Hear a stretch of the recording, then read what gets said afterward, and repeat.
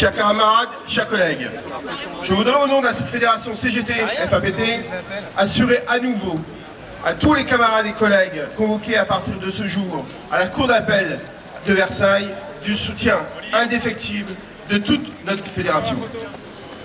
Nous adressons aussi notre soutien à tous vos familles et vos proches, pour qui cette nouvelle convocation au tribunal est une épreuve. Nous condamnons une nouvelle fois tous les actes de répression vis-à-vis des postiers et plus généralement de tous les salariés, des militants syndicaux, quelle que soit l'organisation syndicale à laquelle ils appartiennent. C'est aussi pourquoi la CGT exige une loi d'amnistie pour les faits syndicaux. D'ailleurs, notre secrétaire général a rencontré récemment la ministre de la Justice sur ces questions. Nous sommes confrontés à la Poste à une direction particulièrement répressive et revancharde. La stratégie développée depuis maintenant plus de 10 ans vise uniquement à des réductions de coûts. Cela se traduit au quotidien par des milliers de suppressions d'emplois, 80 000 en 10 ans, une toutes les heures, et à des réorganisations incessantes tant sur les régimes de travail que les lieux de travail. Cette politique, assumée totalement par les dirigeants de la Poste, ne doit pas, pour eux, connaître d'opposition, de contradicteurs. Cela se traduit par une répression quotidienne. Bègles, Nanterre, aujourd'hui Versailles, sont les procès les plus emblématiques et les plus dangereux pour les militants. Il y a aussi les licenciements. Je pense là à notre camarade Mohamed Yacoubi, injustement licencié dans l'Hérault, et aussi aux camarades dans le département des OTC, récemment licenciés, et dont nous demandons la réintégration. Mais il y a aussi celle de milliers de postiers et les sanctions de tout ordre que connaissent au quotidien les postières et les postiers qui refusent le diktat du travailler toujours plus dans des conditions de plus en plus dégradées. Grand dialogue social, dit la Poste. Le patronat communique toujours dans le sens inverse de son objectif, à l'instar du NF qui ouvre des négociations sur la sécurisation de l'emploi avec l'objectif qu'il n'y ait plus de sécurité à l'emploi. La Poste décide d'un grand dialogue pour qu'il n'y ait plus de dialogue, mais uniquement sa conception, sa vision de l'entreprise, la Poste. Sur ces négociations interprofessionnelles en cours, il y a urgence que les salariés s'en emparent. C'est un retour en arrière énorme que veut imposer le MEDEF, c'est la mise à mort du CDI qu'il recherche. L'intervention de l'ensemble des salariés est indispensable, c'est le sens de l'appel à la mobilisation de la CGT demain, 13 décembre. Pour revenir à nos camarades, c'est pour cela que les 15 postiers des Hauts-de-Seine, convoqués ce jour, comme des milliers d'autres depuis plus de nombreuses années, se sont engagés dans la grève en avril 2010. C'est parce qu'après 2 semaines de grève, il n'y avait aucune négociation, que les grévistes se sont rendus à la direction départementale à Nanterre le 10 mai 2010 pour exiger l'ouverture de négociations. Aujourd'hui, plus personne ne peut ignorer que la Poste traverse une crise sociale, car malheureusement, certains d'entre nous ont décidé de mettre fin à leur jour. Geste ultime qui cache les milliers de souffrances du quotidien. Ce n'est pas le fruit du hasard, mais le résultat d'une stratégie économique où l'humain pèse de moins en moins. Les dirigeants de la Poste ont l'œil fixé sur les ratios économiques pour maintenir leur rang auprès des agences de notation et les dividendes aux actionnaires. Là non plus, nous ne sommes pas en décalage avec d'autres entreprises et d'autres pays. Oui, c'est le modèle économique qu'il faut changer à la Poste, mais aussi en France et dans les autres pays. Nous accusons la direction de la Poste de procéder à des réorganisations qui vont à l'encontre de l'intérêt des usagers, qui dégradent les conditions de vie et de travail. À la date d'aujourd'hui, le gouvernement n'a pris aucune décision qui inverse la politique de privatisation de la Poste. Oui, nous le redisons avec force, nous n'accepterons jamais la criminalisation de l'activité syndicale. Nous dénonçons les sanctions dont ont été victimes nos camarades, nous disons stop à la répression. Pour nos 15 camarades, il n'y a qu'un verdict qui s'impose aujourd'hui, c'est la relaxe. De nombreuses motions de syndicats départementaux de notre fédération ont été envoyées pour l'exiger également. Revendiquer, contester les choix patronaux, agir, faire grève, ces droits sont inaliénables. Nous n'accepterons jamais qu'ils soient bafoués. C'est pourquoi, en toutes circonstances, nous devons les défendre collectivement. Non, la Poste ne peut pas répondre aux revendications par la répression. D'autres choix sont possibles sur l'emploi, les salaires, les conditions, l'organisation et le contenu du travail, la protection sociale et nous demandons l'ouverture de négociations sur ces sujets. Alors, chers camarades, je peux vous assurer que toute la CGT est à vos côtés. Elle l'est dès que le droit de revendiquer est contesté sur tout point du territoire.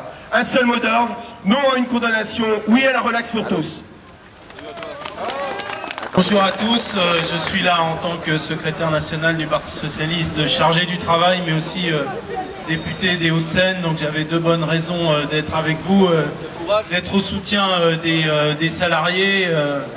Je crois que la place de délégués syndicaux n'est pas dans les tribunaux, mais elle est dans le combat auprès des salariés. Donc je souhaite de tout mon cœur et au nom du Parti Socialiste qu'on puisse avoir une relaxe dans cette affaire. Au-delà de ça, je souhaite aussi au nom du Parti Socialiste apporter le soutien au combat qui est mené dans les entreprises par les représentants syndicaux. C'est extrêmement important dans une situation du pays très difficile de se battre pied à pied, de se battre emploi après emploi, de se battre pour que toutes les solutions autres que les licenciements puissent être trouvées. J'étais ce matin avec Bernard Thibault que nous auditionnons à l'Assemblée nationale dans le cadre de la négociation sociale en cours, justement pour pouvoir donner la force au dialogue social et des moyens aux représentants syndicaux pour agir. Donc, je suis là avec vous de tout cœur. Je n'ignore pas les critiques qui peuvent être faites. L'exercice du pouvoir n'est pas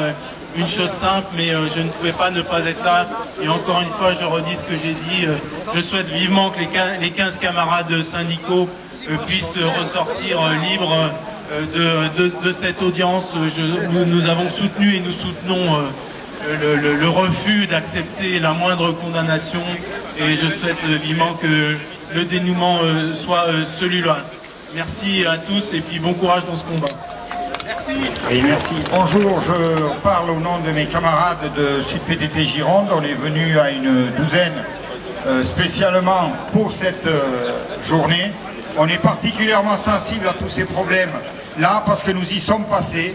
Ceux qui se rappellent des 14 de Postier et de Bègle, c'est déjà une vieille histoire puisque c'était en 2005. On a le regret d'avoir été les pionniers.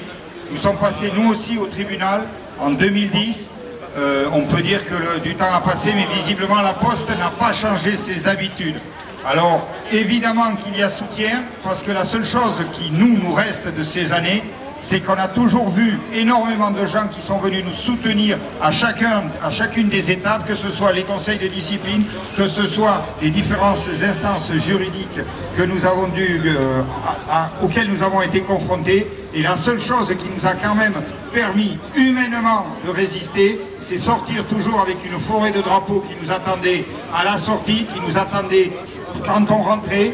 Et les messages de soutien, on sait ce que ça veut dire. Donc nous, ça nous a paru absolument indispensable de prendre le train ce matin pour être là, dans le froid. Ça nous rappelle des souvenirs. Mais on est là et on sera toujours là chaque fois que la répression syndicale se fera jour. On ne peut dire qu'aux gens qui vont rentrer dans la salle, c'est quand même pas une bonne journée qui va se passer. Je parle d'expérience. Mais en fin de compte, de toute façon, on est toujours dans la lutte. La preuve, les syndicalistes sud de Bordeaux sont venus vous soutenir. On vous remercie et bonne chance. Vous allez en avoir besoin. Je peux plus vous dire que je suis étudiant puisque depuis le 22 septembre dernier, j'ai été exclu de mon université. Exclu pour le prétexte que prend la direction de la fac, c'est d'avoir participé à une réunion publique qui visait à promouvoir le suffrage des étudiants lors de l'élection présidentielle. Mais c'est avant tout une décision extrêmement grave qui s'est produite avec mon exclusion, parce que c'est la première fois depuis des dizaines d'années qu'un militant de l'UNEF, mais un militant étudiant, un représentant des étudiants, peut se faire exclure d'une université alors qu'il est soutenu par la majorité des organisations syndicales de l'enseignement supérieur. Et cette répression qui s'augmente, y compris dans la jeunesse, elle n'arrive pas aujourd'hui par hasard. C'est pas un hasard si le 22 septembre j'ai été exclu et si mardi prochain le conseil d'administration de mon université il votera une coupe budgétaire de près de 4 millions d'euros. Coupe budgétaire qui aura des conséquences sur près de 5% des profs de mon université. Autant dire une dégradation sans précédent des conditions de travail pour les profs, des conditions d'études pour les étudiants, et que cette pénurie que rencontrent aujourd'hui les universités, c'est rien d'autre qu'une conséquence de toutes les réformes qui ont été menées ces dernières années dans l'enseignement supérieur, réformes qui visaient qu'une seule chose, privatiser les universités, les privatiser en organisant le manque de moyens, en faisant que les universités elles soient obligées de recourir au financement privé, elles soient obligées d'intégrer des représentants du patronat dans les conseils décisionnels. En fait, en réalité, soumettre le besoin des universités à celui des patrons et de faire en sorte que l'éducation, ce soit pour les patrons et plus pour les jeunes et les étudiants. Et en fait, c'est une situation qui n'est pas tellement différente de celle de la Poste. D'un côté, on casse les budgets, d'un côté, on privatise, et de l'autre côté, on réprime ceux qui essayent de se battre. On réprime ceux qui essayent de résister à cette casse des services publics. Mais il y a peut-être un enjeu un peu particulier pour eux à s'attaquer à la jeunesse, c'est que aujourd'hui, il s'agit pour eux de nous faire comprendre dès le plus jeune âge que si on veut se battre face aux privatisations, si on veut se battre face à la casse des services publics, il faut être prêt à en payer le prix, il faut être prêt à aller loin, il faut être prêt à résister parce qu'en face, ce sera dur ce qu'ils seront prêts à nous opposer. Et que le deuxième enjeu peut-être pour eux, c'est aussi qu'ils savent que la jeunesse, comme le disait Sarkozy, c'est à surveiller comme le lait sur le feu parce que c'est souvent au rendez-vous des mouvements sociaux et que ça peut un peu être une étincelle qui donne le chaud au cœur pour se battre.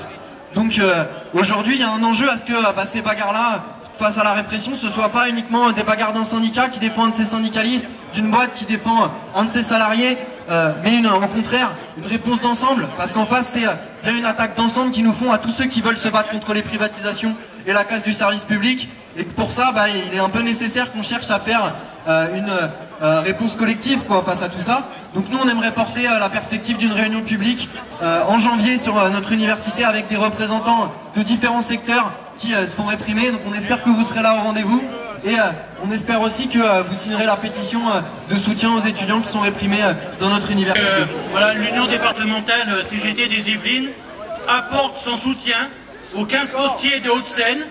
Il y a tous les postiers qui sont abusivement sanctionnés jusqu'au licenciement, comme par exemple pour Aurélien à Guyancourt, parce qu'ils osent revendiquer.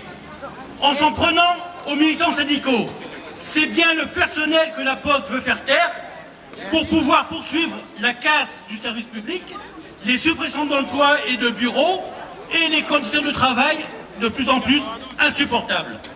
C'est ce qui arrive lorsqu'on ne vise que la rentabilité à court terme au lieu de répondre aux besoins des salariés et des usagers.